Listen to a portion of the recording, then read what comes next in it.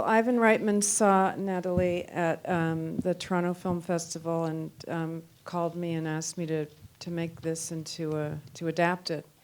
And I immediately said yes. I was fascinated by this idea of exploring the calcification of a marriage and how you re-eroticize one another through fantasy and through perhaps another person and a threesome. Years ago I had met Adam, and I was a huge fan of his, and I met him and I gave him a book of erotica that I wrote, and why not? You know, and we talked about how we could make that into, work together, and we didn't pin it down. And then years later, after I had finished the script of Chloe, Ivan said, "What about Adam Egoyan?" And I said, "Yeah, I would like that."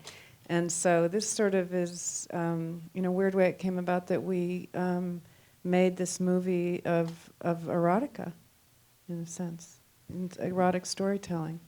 Well, it was actually quite liberating in a lot of ways. I felt that, with my own screenplays, like they're schematic, and in a lot of ways, people don't, even my closest crew members don't necessarily know exactly what it's all going to be until the very end. And in a case like this, it was really, it was linear, and we were all able to understand what we wanted the film to be.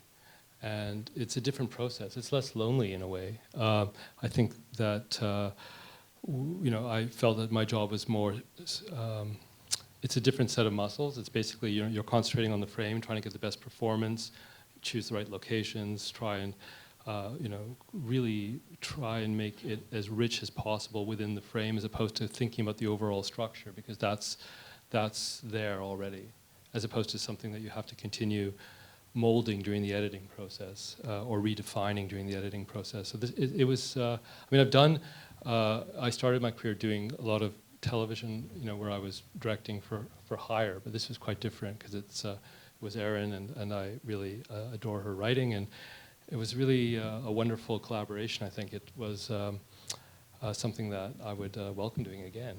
It was good.